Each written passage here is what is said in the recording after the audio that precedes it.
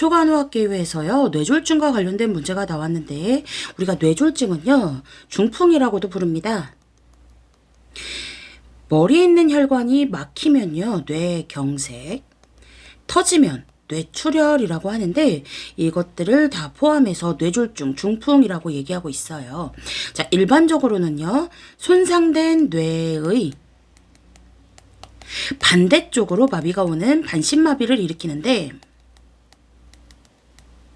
자, 우리가요, 머리 줄기, 뇌 줄기, 뇌관이라고 하는 곳에 손상을 입게 되면요, 사지마비나 의식장애를 일으킬 수도 있어요. 자, 우리요. 자, 1번 볼게요. 사지에 마비가 있는 경우 재활운동을 금지한다. 재활은요, 일반적으로 편마비든 사지마비든요, 손상을 입고 난 이후에는요, 즉각적으로 재활운동을 시작할 수가 있습니다. 더 추가적인 손상을 막기 위해서 시작하는 이 재활운동은 몇 차 예방에 들어가나요? 맞습니다. 3차 예방으로 들어가고 있어요. 그래서 우리가 특히 이런 내용들은 공중보건에서도 물어보잖아요. 자, 이와 관련된 내용이 1차입니까? 2차입니까? 3차 예방입니까? 이런 내용들 물어보는 것들 기억을 하실 거고요. 자, 극심한 두통을 호소한다. 우리가요, 두통 호소 시에는 머리의 압력을 줄여주기 위해서 어떻게 해줄 수가 있을까요? 침상 머리를 다리보다 높게 올려줄 수가 있겠죠. 자, 우리 이런 것들도 있었어요. 성인간호에서 두개강 뇌압이 높을 때 나타나는 3대 증상이 있거든요. 그래서 이게 구두유로 기억하시면 되는데, 구토나 두통, 유두부종, 시신경 말하는 거거든요. 자, 그래서 이런 3개, 3대 증상 일으킬 수가 있습니다. 머리에 압력이 높은데 머리를 낮추는 자세를 취한다면 압력이 더 높아지겠죠. 그러다 보니까 침상 머리를 다리보다 높여주는 자세를 취하도록 할 수가 있어요. 자, 비교해서요, 다리를 높여주는 자세, 다리가 높았던 거는 뭘까요? 그쵸, 그거 쇼크 체위였습니다. 쇼크 우리가 트렌들렌버그 체위라고도 했던 거 기억하실 거예요. 혈압이 저하되다 보니까요, 혈압이 떨어지다 보니까 혈압을 높여주기 위해서, 심장으로 가는 혈류의 흐름을 높이기 위해서 다리를 올려줬던 자세를 취했던 거, 트렌들렌버그 포지션, T 포지션이라고도 했던 거 같이 기억을 해주시고요. 자, 그 다음에 3번 보겠습니다. 삼킴 장애가 있는 경우에는요, 우리가 삼킴은 연하장애, 연하곤란이라고도 얘기하는데요. 고개를 뒤로 젖혀서, 선생님들 고개 뒤로 젖혀서 뭐 물 먹는다고 생각해보세요. 목에 걸리거든요. 자, 그러면 어떻게 먹어야 되는 거예요? 우리가 식사 자세라고 해서도 기본간호에서 나오는데, 고개를 당겨서, 턱을 당겨서 먹을 수 있겠죠. 자, 그리고요, 삼킴장애나 연화장애가 있다고 하면요, 물을 많이 먹는 게 좋을까요? 그쵸. 물은 술렁술렁 넘어가게 하거든요. 그러다 보니까 우리가 조금 더 걸쭉하게 식이를 제공할 수가 있습니다. 자, 증상이 호전되면 복용 중인 항응고제를 임의로 중단하게 한다. 안 되죠. 처방 없이 임의로 중단했었나요? 이런 말들은 아예 틀리게 됩니다. 자, 그리고요, 여기 항응고제, 반가운 항응고제가 나타났어요. 반갑다. 자, 우리 반가운 항응고제들 뭐가 기억나요? 혈전 용해제 이렇게 같이 보시면 되는데, 기초 양리에서 레인으로 끝나는 놈들 굉장히 많이 있거든요. 자, 아스피린, 헤파린, 와파린, 쿠마린 하는 놈들, 이런 놈들 같이 기억을 해주셔야 되겠죠. 자, 항응고제를 복용할 때 뭐 조심해서 봐야 할까요? 응고가 뭐예요? 응고는 지혈이라는 소리잖아요. 그럼 얘를 막아주는 거거든요. 우리가 예전에 일제시대에 일제군이 쳐들어왔어요. 그거 막는 운동이 뭐였어요? 항일운동이었잖아요. 응고를 막아주는 항응고제를 먹는다면 당연히 출혈 경향을 주의해서 살펴야 되겠죠. 그러면 잠깐만요. 항응고제는 사용하면서 출혈 경향을 조심합니다. 그럼요. 응고인자들은 부족한 경우에 출혈을 주의해야 되는데요. 자, 우리가 알고 있는 응고인자들은 뭐가 있을까요? 비타민 중에, 그쵸? 비타민 K. 그 다음 무기질 중에 칼슘. 혈액 응고인자 중에 혈소판. 이런 놈들 부족하면 출혈 경향이 높아진다. 같이 기억을 하셔야 되고, 자, 반갑다 혈소판. 혈소판 응고 시간은 5에서 15분. 이런 것들도 같이 기억을 해주시고, 자, 반갑다 칼슘. 뭐가 기억나요? 하고 싶은 것들 너무 많은데요. 자, 칼슘은 우리가 부갑상선하고도 관련이 있습니다. 부갑상선 절제하고 나서 특히 칼슘 수치 같은 거 혈액 검사로 확인해 볼 수가 있고요. 부갑상선 기능이 항진되면 혈중의 칼슘 농도도 같이 올라갔던 것들 기억을 해주세요. 자, 그 다음에 요 칼슘 같은 경우는 응고인자다 보니까 기본간호에서요. 항암 환자의 지혈에 효과가 있는 칼슘 알지네이트 드레싱 같은 것도 기억을 하실 거예요. 자, 그리고 비타민 K. 반갑다 비타민 K. 자, 이 놈은요. 수용성이었을까요? 지용성이었을까요? 그죠. 기름에 잘 녹는 우리 지용성이었습니다. 같이 지용성으로 기억할 A, D, E, K 이런 놈들이 있었습니다. 자, 정답은 5번이 되는데요. 5번. 편측 시야 장애가 있는 경우 환자가 볼 수 있는 쪽에 물건을 배치한다. 자, 편측 시야 장애예요. 그러면 보이는 쪽에 물건을 배치해야 되겠죠. 자, 이것도 반드시 기억하셔야 돼요. 자, 편측 시야 장애라고 했잖아요. 볼 수 있는 쪽에 물건을 배치를 하는데 그 볼 수 있는 쪽이 어딥니까? 그쵸. 손상받은 뇌 쪽. 손상받은 뇌 쪽으로 물건을 배치하셔야 돼요. 보세요. 자, 우리가요. 손상된 뇌의 반대쪽으로 마비를 일으키잖아요. 그러면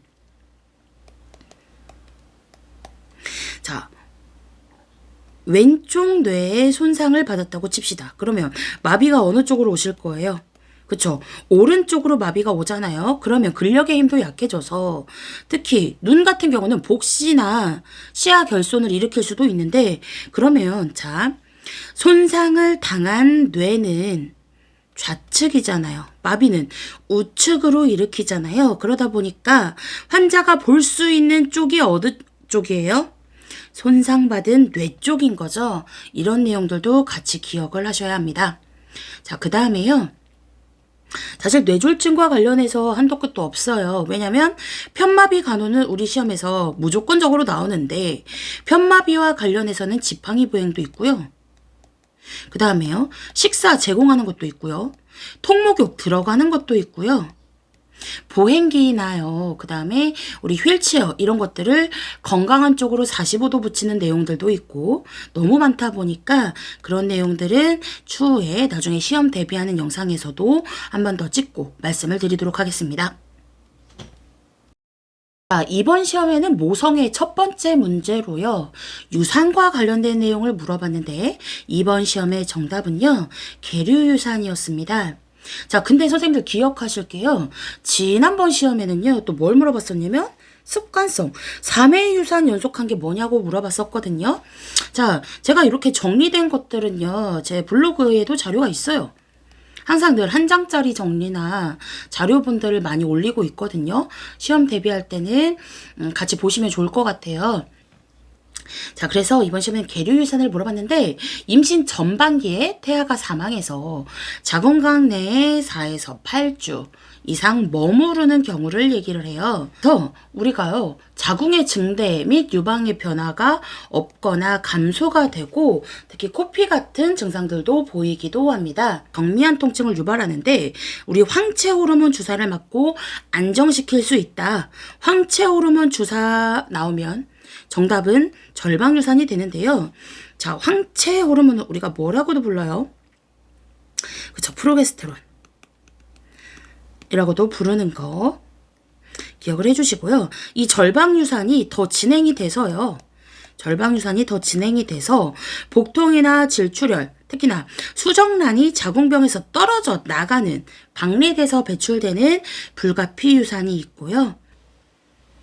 자, 우리가 이런 유산 같은 경우는요, 임신 전반기의 대표적인 질출혈 요인이에요.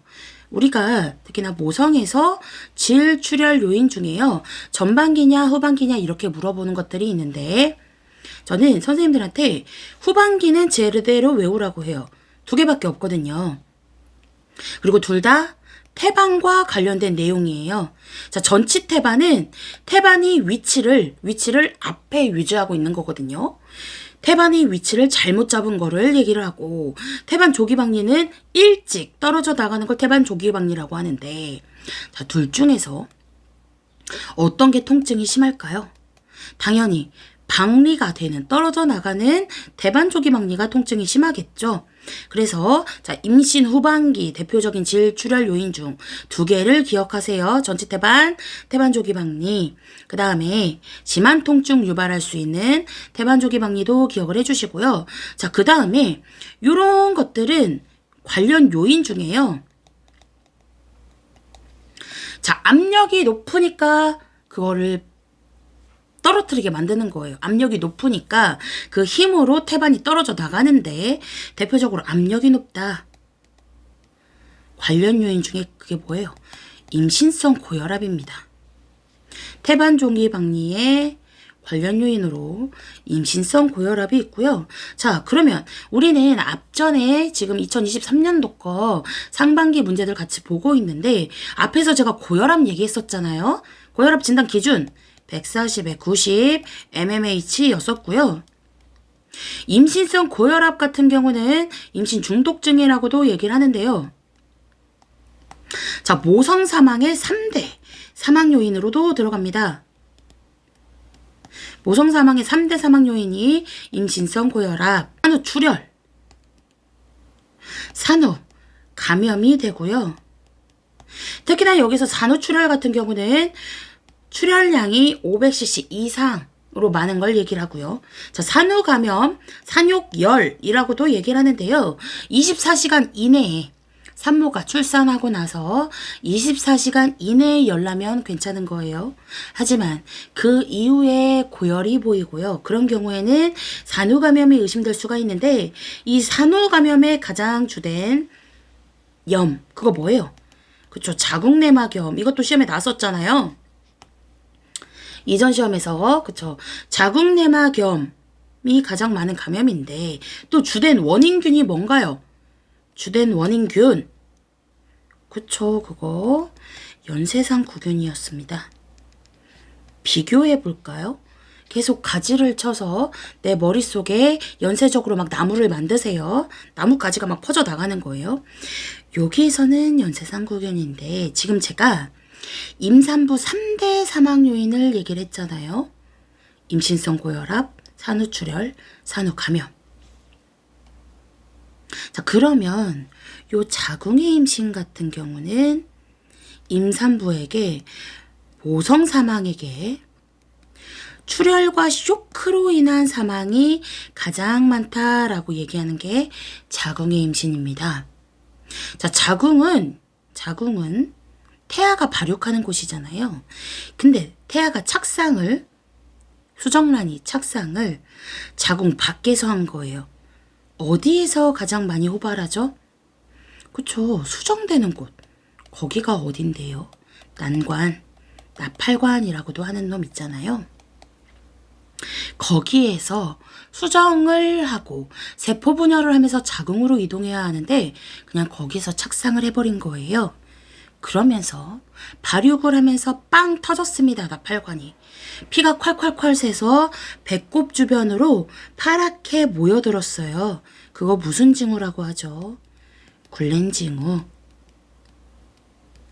자, 출혈량이 있다 보니까 콸콸콸 새니까 뭐 보실 거예요?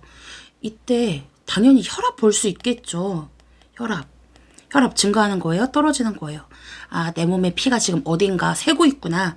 당연히 혈압이 떨어지겠죠? 이 자궁의 임신 일으키는 주된 원인균은 뭔가요? 그거는 임균이에요. 아까 여기 자궁내막염, 산후감염의 주된 원인균은 연쇄상구균입니다. 이런 것들 비교를 해주시고요. 자, 그 다음에 여기서 포상기태도 있잖아요. 포상기태. 포도 상태로 되어 있는 거예요. 말 그대로. 그러면 우리가요. 임신을 진단하는 호르몬이 있습니다. 그 뭐예요? 그쵸? 육모선성 호르몬이라고 하는 HCG라고 하는 놈 있잖아요. 이 놈이 포도 상태로 너무 많이 배업이 자라난 겁니다. 그래서 포상기태일 때는 이 육모선성 호르몬을 주기적으로 검사를 했었죠. 자, 그래서 지금 이런 내용들도 같이 알아주시면 좋을 것 같습니다. 이번 시험 정답은 계류유산이었고요. 이것뿐만 아니라 나머지 내용들도 같이 아셔야 해요. 자, 다음 특성을 보이는 단계는 굉장히 쉽게 나오는데요. 특히나 분만 1기부터 4기까지 내용은 너무 중요하고요.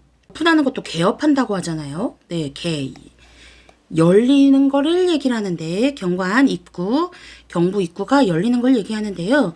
8cm 열렸대요. 특히나 규칙적인 자궁 수축부터요.